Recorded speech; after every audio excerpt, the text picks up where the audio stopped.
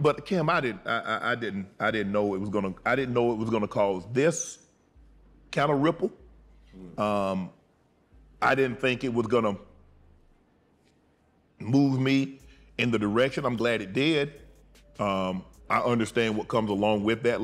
But if you remember, he said it. He said this is gonna put you in another dimension. He definitely did. All of these big deviants is all catching hell in 2024. It's up for all of them. It don't matter if you Diddy or whoever you is, TG Jakes, any of them. All lies will be exposed. That's all.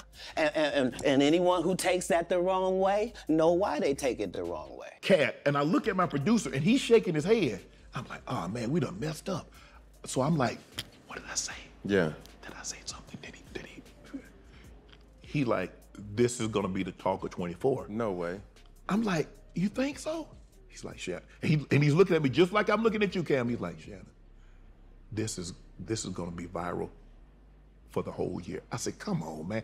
Not Tyler Perry and Oprah trying to get Shannon Sharpe's show out of here after he exposed them for what they really are. Him and Tyler Perry can't play a man to save their life. They play good women, and I believe that the best actor should be in the best role. We put too much pressure on Tyler Perry. You know what I mean? He ain't put nobody on. The people that been in his productions, they not famous. All of them can walk through the mall without security. Child, so it looks like some people do not like the fact that Shannon's Club Shay Show is becoming the platform for truth-telling, because he just revealed after this infamous interview with Katt Williams, he received a lot of threats from some very powerful people in the industry who do not like the fact that he gave a platform to Katt to spill the tea about what's really going on behind the scenes. What's even crazier is that this interview with Katt is not the only explosive interview that he's had this year. In fact, right after Katt, he sent the interview on fire again when he invited Monique to the show. And guess who Monique has issues with in the industry? Tyler Perry and Oprah. Initially, Shannon didn't want to expose them for trying to get his show canceled. But after the constant he's been facing with them, he's now letting loose and spilling the tea on everything. He said, now they're gonna come for you. I said, can't come for me for what? I didn't say anything. Right. He said, they're gonna come. And they're gonna say a lot of different things. And they're gonna be some people that you thought you might be able to get that they're not gonna come now. Right.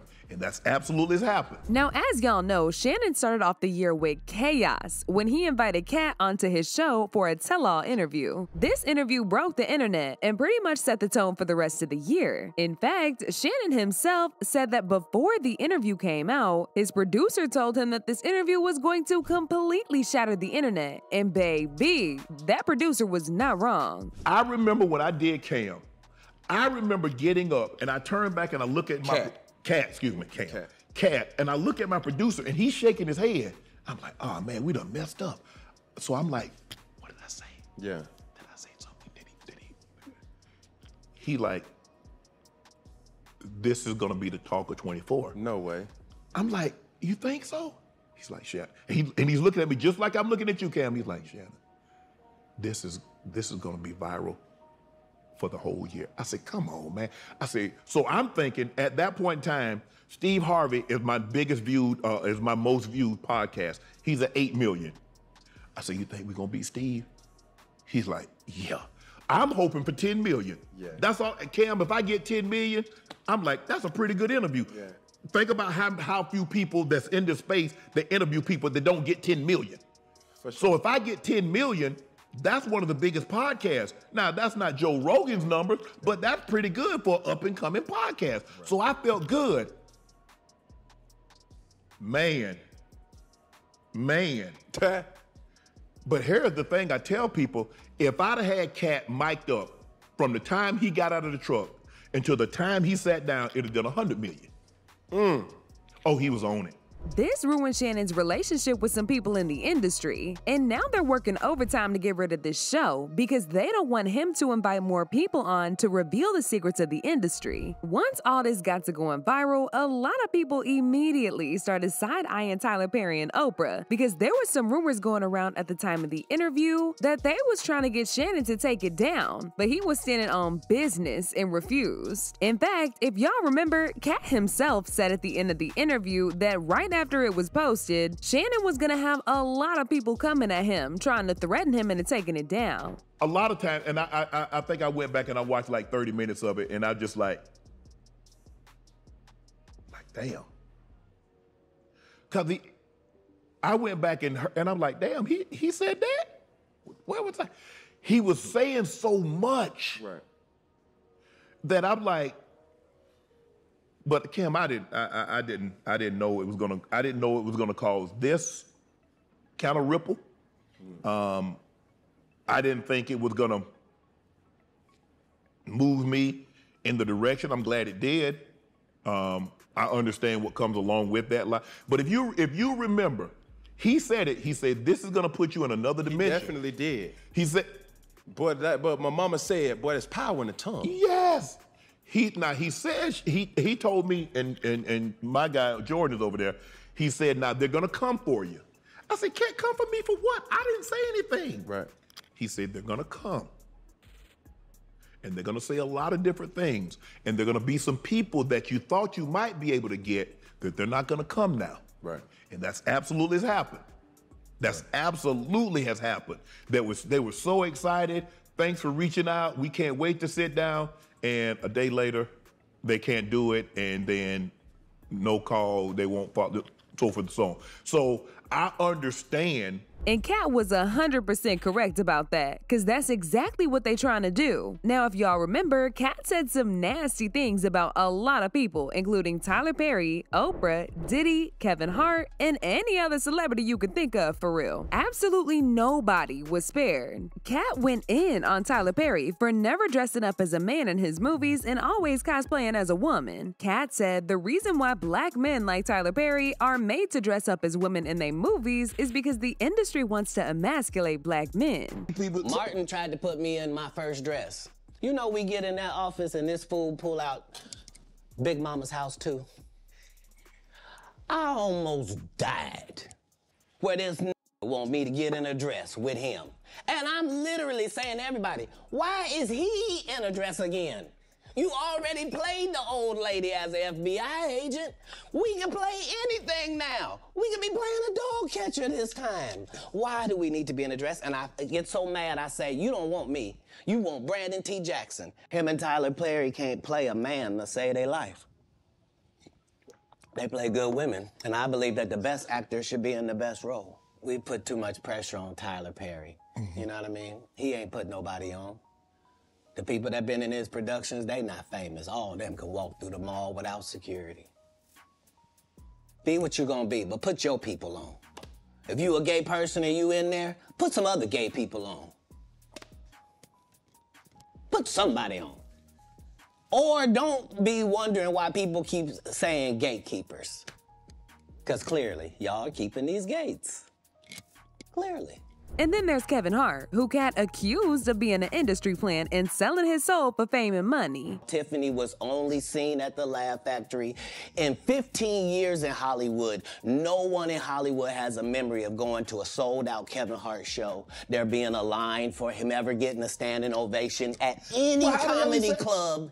He already had his deals when he got here. Have we heard of a comedian that came to L.A. and in his first year in L.A. he had his own sitcom on network television and had his own movie called Soul Plane that he was leading? No, we've never heard of that before that person or since that person. What do you think a plant is?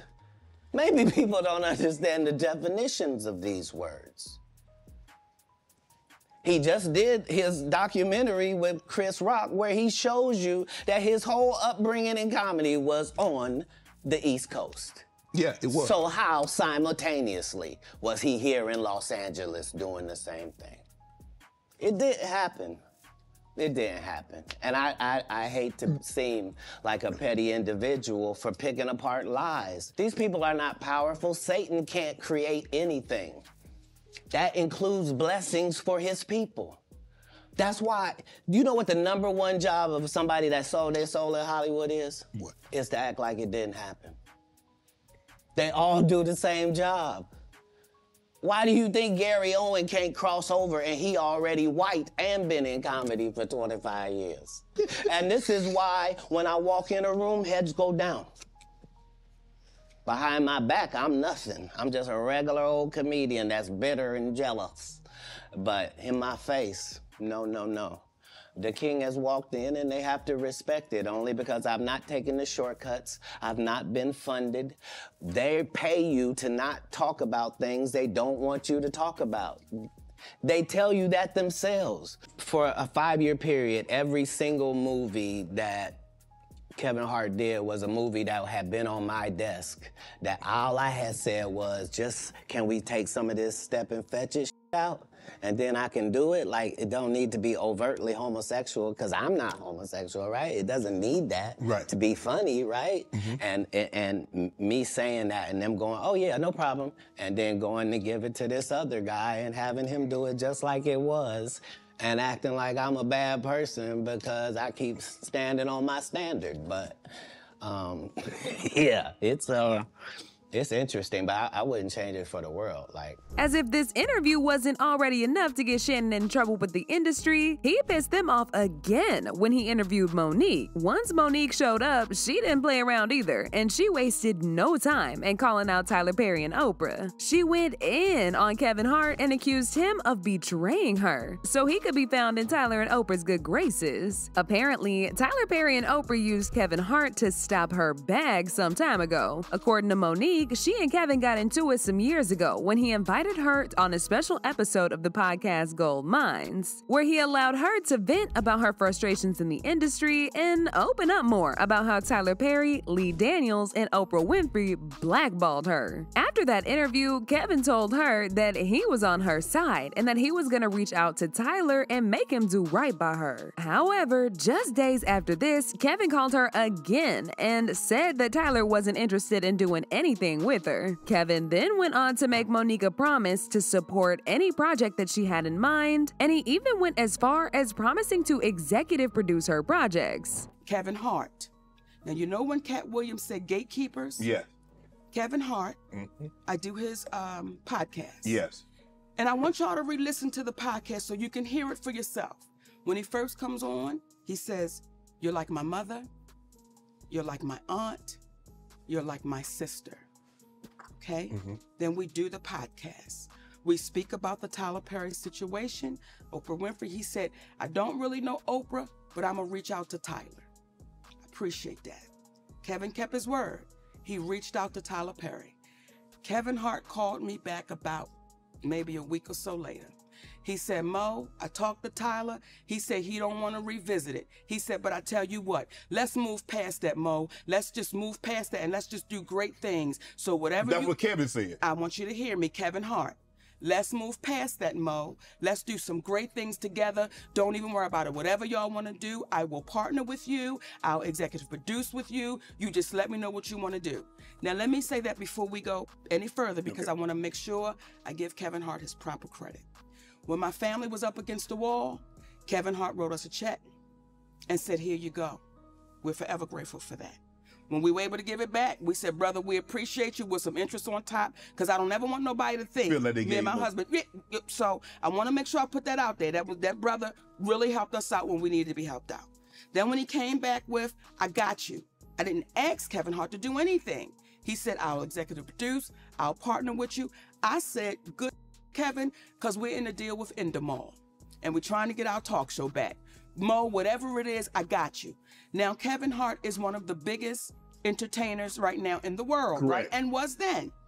We got off the phone with Kevin Hart. We called Endemol immediately and said, Kevin Hart said, whatever we want to do, he got us. He's going to partner, executive produce. They was like, oh, this is incredible, because when you put Kevin Hart's name on it, you already know what it is. Correct. Kevin later backed out, and he sent his manager to tell Monique that he wasn't gonna help her with her projects no more. Monique then hit Kevin up privately to know what was really going on, and he claimed it was some miscommunication and that he was gonna get back to her. However, it's been over 2 years now, and he still ain't never acknowledged Monique since. 2 weeks go by. We get a call from Endemol. Endemol says, we just got a call from Kevin Hart's manager, Dave Becky, and Dave Becky said Kevin doesn't want anything to do with Monique. So whatever she told y'all, he doesn't want to do anything with her, nothing. You know, he doesn't want any kind of relationship with Monique. So what changed between the 2 weeks and when, and plus he gave you a check, you gave the money back, then said he would partner with you, executive produce, whatever you need, Mo, hey, we got you. So what transpired, or what do you think transpired between then, that two-week period? Well, soon as we got off the phone and they told us what Kevin's manager, David Becky, said, I called Kevin Hart immediately. I said, hey, baby, we just got off the phone with Endemol, and they said Dave Becky called them up and said, you don't want anything to do with me. He said, Mo, that's a miscommunication. I can tell you right now. I said, wait a minute. Are you okay, though, with this white man calling them up? Getting in between our relationship after something you said. He said, Mo, that's a miscommunication, and we're going to talk Tuesday. Don't worry about it. I'm telling you right now, it's a miscommunication. That was 2 years ago. If you talk to him, I talk to him. I've never talked back to Kevin Hart again. So that's what we're faced with. When you allow somebody to come in between a relationship with a woman that you said, I'm like your mother. You said I'm like these things. I didn't ask you for that. So as y'all can see, Shannon's back-to-back interviews with Katt and Monique really did a number on Tyler and Oprah. He basically gave a platform to them to expose Tyler Perry and Oprah for what they really are. And from the looks of it, they ain't like that very much, because they're now trying to get it snatched from him. In Shannon's recent interview with Cam Newton, he said the reason why people like Katt and Monique feel comfortable enough to speak their truth and expose the gatekeepers like Tyler Perry and Oprah when they come on his platform is because he allows them to speak freely without having any preconceived notion or trying to spin their words around to fit the narrative that the industry wants to put out there. I asked Monique. Monique said Oprah asked her to interview for a role, to go read for a role. She went and read for the role. Oprah ended up getting the role. I said, Mo, did you ever think they were looking for a heavyset black woman? And it wasn't because the industry was against you. Right. She said, my brother, I didn't think about it like that. But see, they don't mention that. Right. Because that wouldn't, I've got to try to do something to try to quell this momentum that Shannon, this wave that Shannon is riding. So any way I can try to undercut him or to make him look like I'm not a journalist. I never told anybody I was a journalist. I said I'm a conversationalist. But what people are upset about is that for some reason people come to me and I don't look at them with judgy eyes. I have no predetermined notion or preconceived notions, and they open up to me. Right. That's what they're upset about. Because if you look at a lot of these people that's been on other podcasts, they don't do the views that they do when they come on Club Shay Shay. Correct. Because that's a testament to you and the environment or the atmosphere that you give. Yes. It's very comfortable. Mm-hmm. People want to render their story right in a way where, like you say, you let them talk. Mm-hmm. But also being into this person that you've become, more equipment or artillery is being shot at you. Yeah.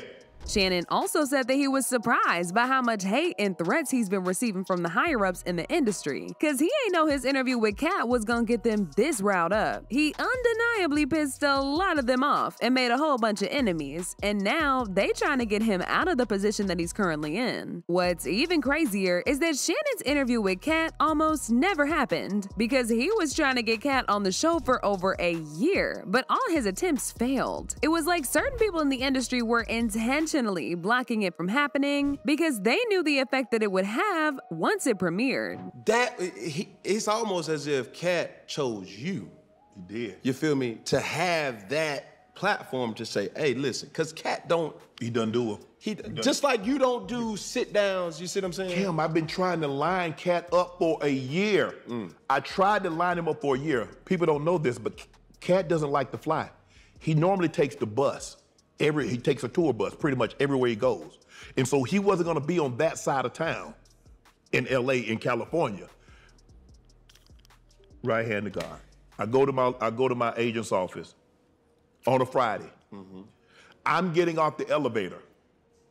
As I'm getting off the elevator, a lady's getting on. Right. She said, hello. I said, hey, how you doing? I'm Shannon Sharpe. She tells me her name. She's like, I've never seen you here before. I said, yeah, my attorney's here, Marvin. She said, oh, I love Marvin. I love Allison, who's his daughter.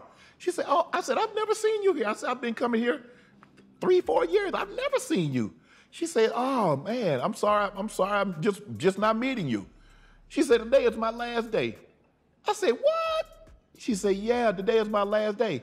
I said, you got a new job? She said, I'm leaving to be Katt Williams' tour manager. Wow. I say, I've been trying to get Katt for a year. That was a Friday. The next Friday, Katt sitting in that chair. Look at God. The next Friday, Katt sitting. I've been trying to line Katt up for a year. The next Friday, after meeting her, Katt sitting in the chair. He comes in. I say, anything you want to talk about? I'm here, brother. We gonna talk about it all. Oh, really? Boom. The thing was, if you go back and look at the interview, after I introduce him, we take a sip of the cognac, we laughing and talk, and we do our thing. I'm getting ready to go. He takes off. I got to make a split-second decision, Cam. Do I reel him back in, or do I let him go for 30? You got to let him go. Knowing what I know, you know. What I'm going to say? That's it. I let him go. Child, Shannon was not holding back in this interview, and he said everything he needed to say. His show has now become the place you go when you need to expose the giants in the industry, and they are not gonna stop coming for him until they've successfully gotten it canceled. I mean, the fact that Katt even warned him about it just makes you know the hell he's got to be going through right now simply for doing the right thing. As usual, people had their own thoughts about this, like this person who said they want his show because his guests exposed their shady behavior. We'll be watching and waiting. The truth hurts. Keep up the good work and fight for what's right. Another person said, they're trying to cancel it because dude speaks facts and they know they're full of crap. They deserve everything they get at this point because what in the world? But now I want to know your thoughts. What do y'all think about Tyler Perry and Oprah trying to cancel Shannon's show? And do y'all think Shannon should keep making these truth-telling interviews or back down? Y'all been knew what to do. Let me know your thoughts in the comment section down below. And don't forget to click here to watch this other very messy video.